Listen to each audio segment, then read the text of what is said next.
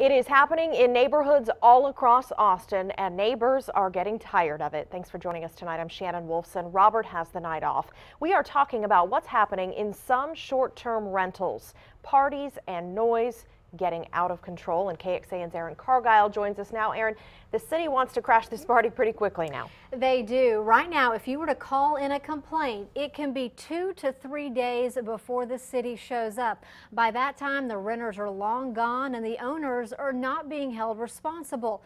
Starting Friday, a team of police, fire, and city code officers say they'll be ready to go as soon as the problems are reported.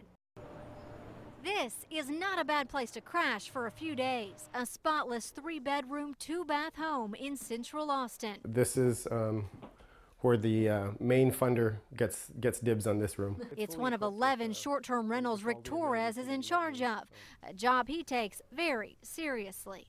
The owners very well could have thrown in a futon and another fold-out couch or something like that and crammed a bunch of more people in here, but that's not the point. The point is to offer a respectable home to respectable people. There are house rules. No parties are allowed. We reserve the right to impose penalties, which he's done on rare occasions. We slapped them with a little bit of a fine, and they ended up paying for a gift card for the 2 nearby neighbors who were mostly affected by it. But neighbors describe a much different scene on Garden Street in East Austin. I should not have to endure a property that every weekend is a bachelor party or a huge group of guys that are getting hammered in the backyard. It's trying to deal with a large group of men that are completely, intoxicated, cursing. When Tracy Smith calls 311. So Friday, when we see them all pulling in, high-fiving with their beers, we file the complaint with the city.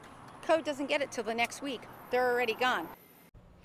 So for the entire month of July, the city's enforcement team says they will be ready to show up if problems come up on weekends from 10 p.m.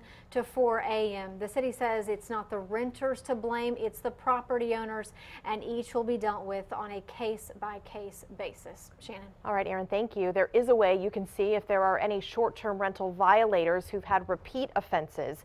This map shows there are 29 in the Austin area. That involves 369 buildings. Each dot you click on will give you the address, the property name, and the enforcement action taken. You can link to this map at kxan.com.